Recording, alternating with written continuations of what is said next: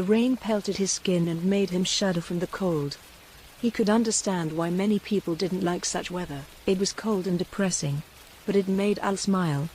He watched his hands as skin stretched smoothly over bones and as rain dripped on them. Al? It was May's voice calling for him, and he turned to her to see her standing under the portico of the palace courtyard in which he was standing stupidly. What are you doing there? Oh, come in. Even in Zing's weather, you still might catch a cold. He met her gaze but said nothing, and then looked back at his hands. It felt strange, the way water trickled all over his skin. Strange but good. When she noticed that he wasn't coming, she finally ran up to him and then stopped right before his suspended hand. Hey. He didn't raise his head, instead following the contours of his fingers with his eyes. Come in, will you?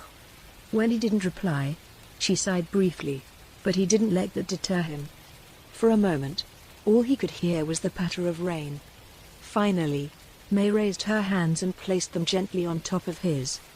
He winced from the touch, a warm tingling sensation that spread through his fingers. Now he raised his eyes and looked the girl across from him in the eye. Her expression betrayed the concern inside, and he tried to hide the fact that guilt was clawing at him, because he was the reason she was now drenched. What are you doing out here? Her voice was concerned and gentle, in direct contrast to how quick-tempered she could be. And although he was more familiar with the second variant and tended to prefer it, he had to admit that he liked this gentle tone too. Her dark eyes gazed at him expectantly, and he remembered that she was waiting for an answer from him. He opened his mouth and noticed how good it felt to hold her hands. Rain is wonderful. He smiled and returned the pressure of her hands by bending her fingers slightly. She gave a little laugh and shook her head. Almost. She squeezed his hands, and he drew in a sharp breath as she let them swing a bit, playfully, before allowing them to drop. How long he had waited for it, and now she was withdrawing from him again. Should he have waited for those few seconds for years? But that doesn't mean you can stand out here all the time. He wanted to hold her hands again and feel that pleasant warm tingling sensation, but he hesitated. She probably didn't want it. May. She blinked, perhaps confused by the sudden seriousness in his voice. I'm listening. Another hesitation. His gaze followed the outline of her face, and then her whole body.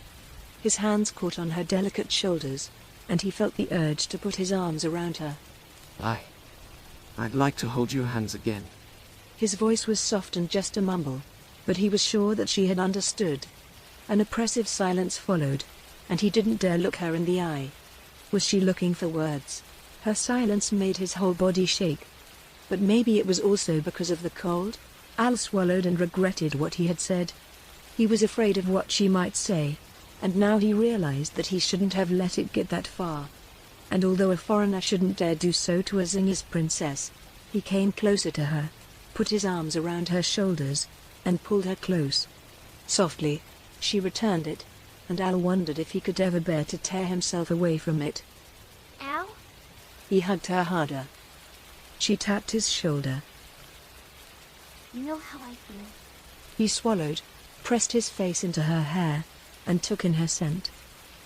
I think this is the start of something wonderful. She continued, and those words spread warmth through him from the tips of his fingers to his toes, an immense comfort in the rain.